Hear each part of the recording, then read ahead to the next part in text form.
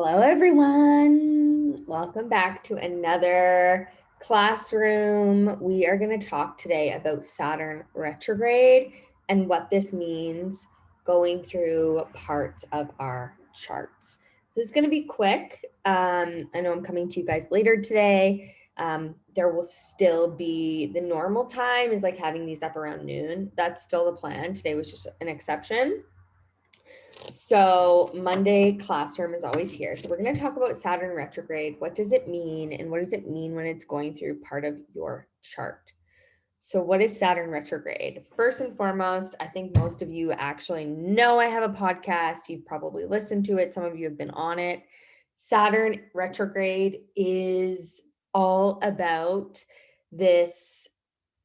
Saturn is about our structure. It teaches us lessons. It teaches us how to mature.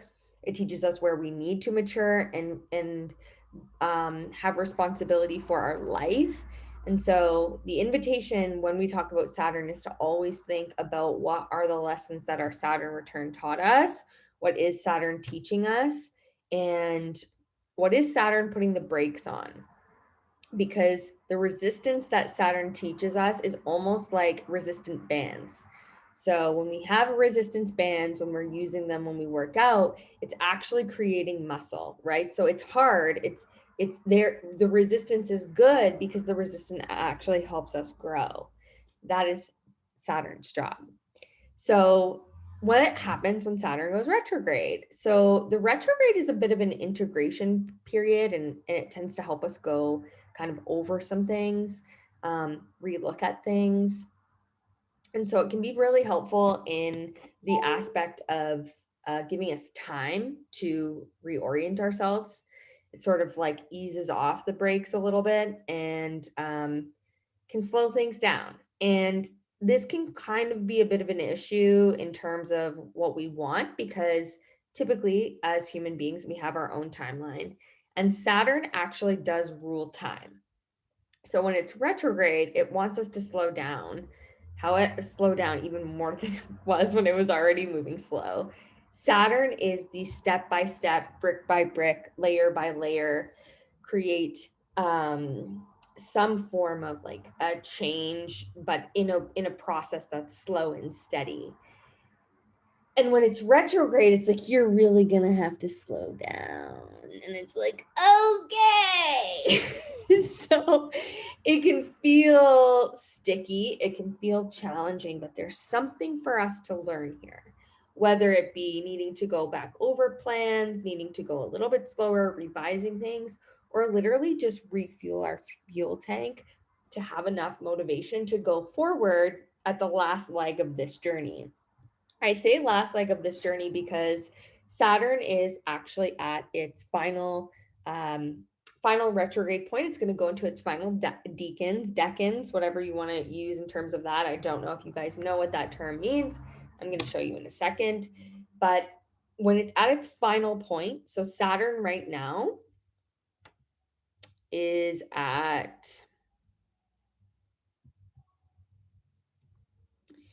let's just actually bring up the chart at the moment so I can just share with you guys. I wanted this to be fairly quick today, not a super long one, but just so you have some info around this. Let's pull up the chart at the moment. So we've got the chart. Obviously, Sun is in Gemini. So we've got lots of ideas. Things are happening. Lots is going on with this retrograde that just happened the other day. And the retrograde Saturn is going to be there until the end of October. This is normal. This happens every single year. It's nothing out of the ordinary, but the energy that we experience every time this happens is obviously different. So Saturn is retrograde in the sign of Aquarius right here. So Saturn's currently at 25 degrees, and it's going to make its way back to close to about 18 degrees. So any of your planets between 25 and 18 degrees, especially in Aquarius, but also fixed signs, Leo, Taurus, and Scorpio, are going to really feel this. So wherever you have that fixed energy in your chart, Taurus, Leo, Scorpio, Aquarius, you are really going to feel this energy because Saturn is squaring those signs. Okay. So Saturn retrograde is going to slow down what it's touching. So it's going to slow down the areas of your chart that have to do with Aquarius. So again, we're going to talk about what this means in terms of each of the houses. But just know that there is an aspect of slowing down. It can also feel like a bit of a break, as I mentioned before. So for me, this actually looks like not necessarily pushing forward with anything new in my business and giving it time to integrate. That's something that was an intuitive insight that came through, and kind of focusing on some other things and just kind of putting it in cruise control. So this might come up for others. This might look like people taking like a literal vacation or a rest, to kind of unplug from what's been going on. Again, it depends on your own chart. Might look like old things from the past coming back around, old job opportunities that we didn't have all the information about, and then maybe they come up again. So again, it depends on everyone's chart, but the Saturn retrograde period is a time of integration. It's a time to relook at our lessons from the past and wrap up this cycle. I say wrap up, we're closing out the cycle because Saturn is going to finish its stay in Aquarius. And in early next year, it's going to move into Pisces. So we're really at the tail end of the Saturn in Aquarius, and it moved in there in 2020. So, I mean, we've been experiencing Saturn in Aquarius for a while. And since this integration or this retrograde piece is like, okay, like, what did you learn? Let us see, let me see what you've learned. I did hear an astrologer who I really like. I don't actually know her name. I think it's Candace. I think her YouTube channel is Beyond the Veil Tarot. I think she does tarot readings as well. And she was talking about Saturn retrograde, and I was like, oh my God, I never have heard anyone explain it like this, and I really love this. And she had mentioned that she sees Saturn retrograde as like the substitute teacher coming in for like a couple weeks, and you're like, oh, I'm gonna like goof off a little bit. And it's not an opportunity to not do the work, but it is like you get some like flex time in there. But no, the teacher's gonna come back. And when the teacher comes back, you're gonna have to it's like getting back into serious mode before it creates change and you graduate into the next class, which is going to be Saturn and Pisces. Now, I won't get into Saturn and Pisces. I'm starting to get downloads around what that looks like, but that's going to be for a different video, probably in the podcast, actually. But for right now, let's focus on this. So Saturn retrograde in Aquarius. I've got 2 decks here. So let's see what the cards are saying. Saturn retrograde in Aquarius. What do we need to know? Oh my gosh. Surrender to the divine.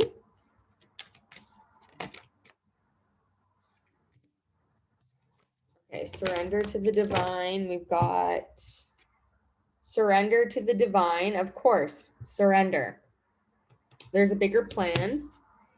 Bring love into the situation. This is actually the Aquarius card. So surrendering to that Aquarian energy.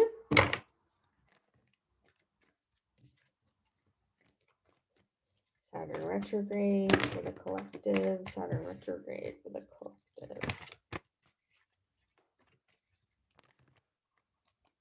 Goodness, okay. There's a lot coming out here.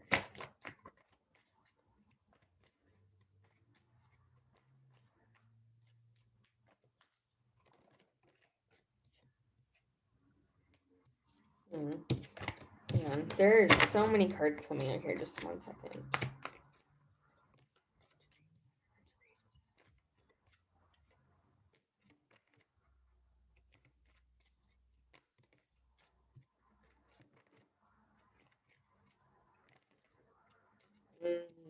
Okay. So we got release attachment, the attachment card. So again, just like another confirmation of surrender to the divine and love into the situation. So this is really about the collective. We are definitely going to experience things around the collective at this time because it is in the sign of Aquarius. It's also going to bring up those themes around authenticity and what feels good to us. So whether you're a parent, maybe your parenting style is different, that's going to come up around like really being, you might get tested in this with a retrograde. And so really standing strong in that. You know, anything that's kind of like, does this feel like me, you know? So yeah, that's that. Okay. Let's talk a little bit about what it means when it goes through the specific houses. So if you're somebody who has your rising sign in Aries, then actually no, let's start with if you have your rising sign in Aquarius, you are somebody who is going to have this moving over your first house. Okay. And so if it's in your first house, it is going to bring this is probably clearing out around something that happened to do with your body. Okay, so you're ending something around the body, for example. When Saturn moves through the first house, it can restrict or debilitate parts of our bodies. So, like, we can go through literal physical transformations. And then at the end, there, it's like, okay, you might be like integrating all of what has happened to your body and creating a new plan or a new structure for yourself to support your body moving forward. You know, you might even this identity of self might come up around the first house as well.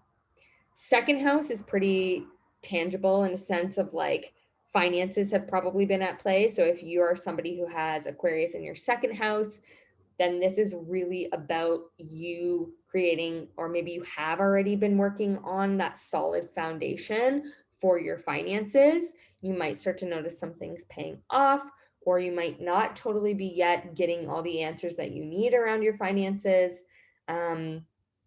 Or just like some stuff around finances really coming up around this time. Third house. So if you have Saturn in the third house, if you have Aquarius in the third house, Saturn transiting your third house, information is going to be very internal at this time. So you might be receiving more energetic like downloads or information, or maybe, you know, you've been wanting to go on a short distance trip and this becomes the time where you're able to do that.